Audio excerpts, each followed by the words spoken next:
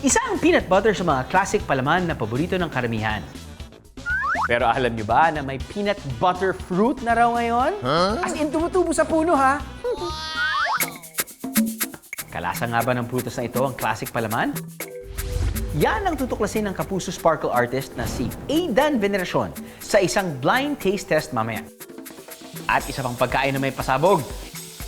Ibibida rin natin for today's video.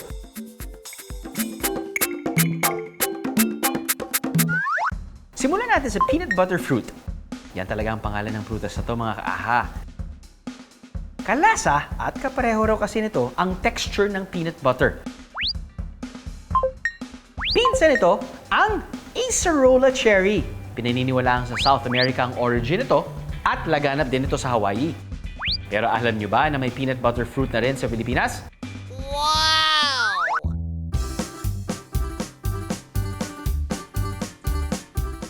Dito sa Baras, Rizal, nakilala namin ang certified plantito na si Lawrence. Kabilang sa mahigit 40 fruit-bearing plants sa kanyang garden, ang peanut butter fruit.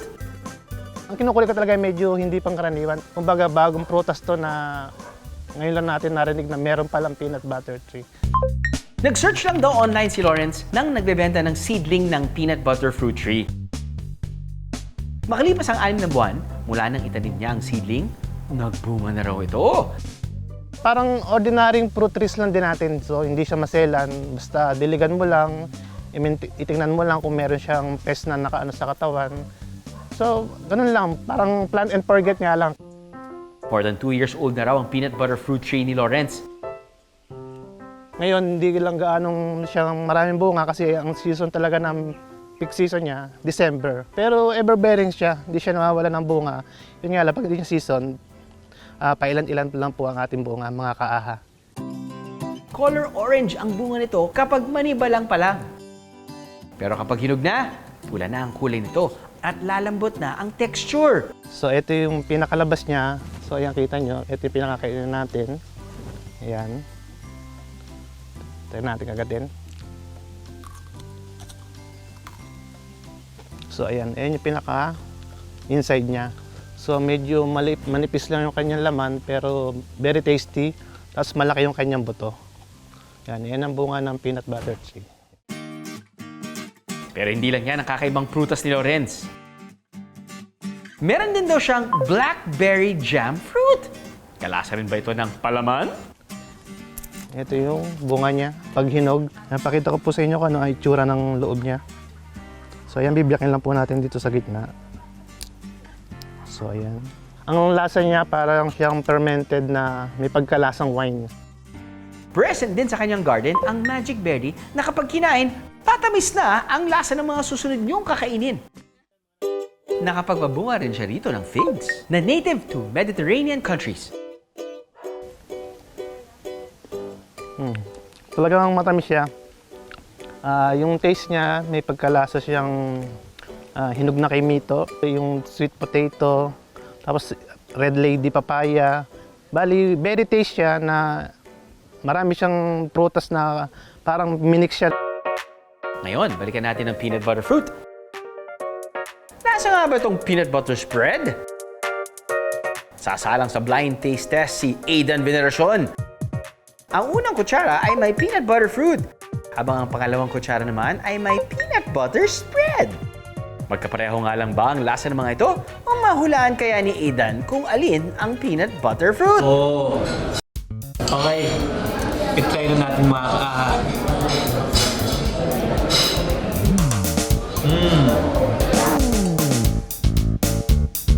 Ano kaya ang hatol ni Aidan? Feeling ko po yung... Siguro yung first po. Yung first kong tinry, yun yung fruit. You got it right, Aidan! Dito sa first kong tinry, pagka first taste niya, parang fruity yung lasa niya. Tapos parang ako kumakain ng fruits na yung mataas yung water content. And at first, parang hinuhuli mo pa yung lasa niya eh. Pero yung texture niya same sa mga fruits.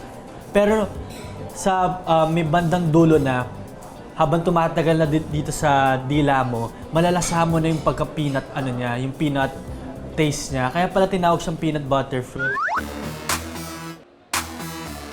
Dito naman sa Quezon City, may isang pagkain na viral dahil pasabog daw ito.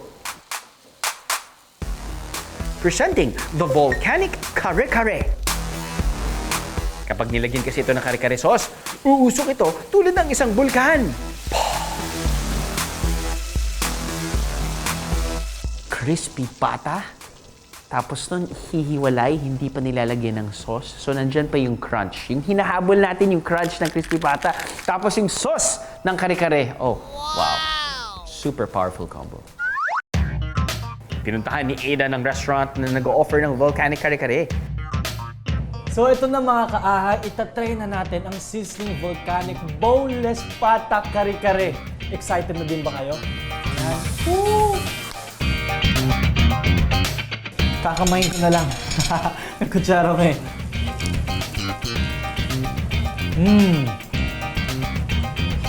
Ang lutong niyan, hindi nawala yung crunchiness nung balat. Ang sarap.